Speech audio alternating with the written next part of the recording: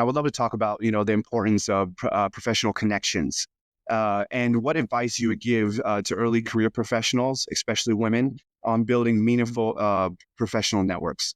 Such a great question because networks or communities are so important. I mean, that is why we had such success at the Grace Hopper celebration because it became over 30,000 people. And women shared again and again the story of coming to the conference and finding like minded people that formed a community that they then depended on for years. I mean, many of those connections um, exists well beyond the conference. The other thing, the place the connections occurred was when a group of people came from a specific company. So, Microsoft might send 20 people, and those 20 people got together and they came from across, Microsoft is a global company. So they're going to have people from all over the US, and at least some of them will be global. And they had a chance to connect with each other. And that also lived beyond attending the conference. So finding professional connections is important. I think that there's a lot of places to go where you can you surface those connections. I mean, the conferences, some conferences can help provide that um, very effectively. And just going to sessions where you feel like they're talking about the important topics for you, and then introducing yourself to the people who are talking about is one way that people expand their connections. Also, we live in a age of technology. We've got LinkedIn's, there's all kinds of groups and platforms that really followed a lot of your success, with the Grace Hopper Conference. there's many, many networks that are similar to that now. And a lot of subject matter expertise groups are starting to be unfolded as well.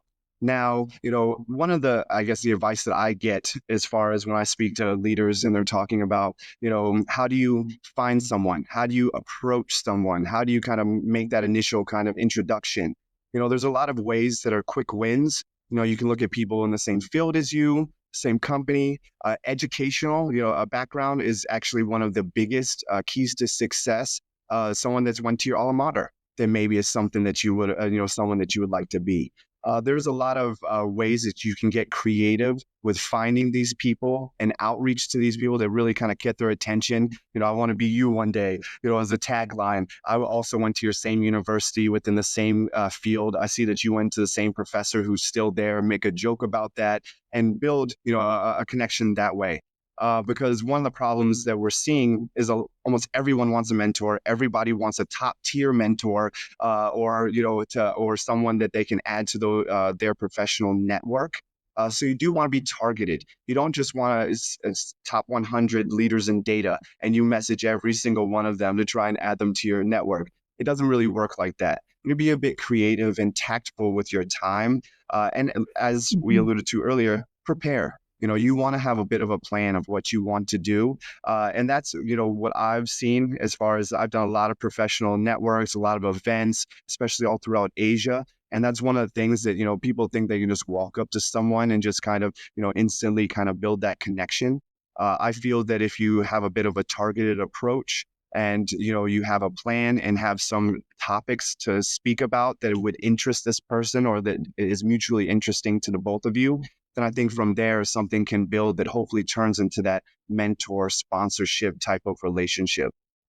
Yes, I mean, and online is very prevalent. There's no question.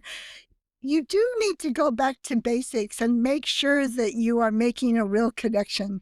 I mean, for example, on LinkedIn, I often get these, requests to connect with no apparent reason about why they are asking. But if somebody I respect connects me to somebody, I almost always say yes. And in my case, do try and at least, I mean, if somebody asks, I do try and set up a Zoom call or some other call to talk to them at least once. I mean, many people will respond if you ask them and you come with a real problem. So that you want to solve and you listen. So I do think that thinking about how to make connections, but then also online finding places where there's real communities. I mean, there's women in data science, which you must know about. I mean, and that's a global.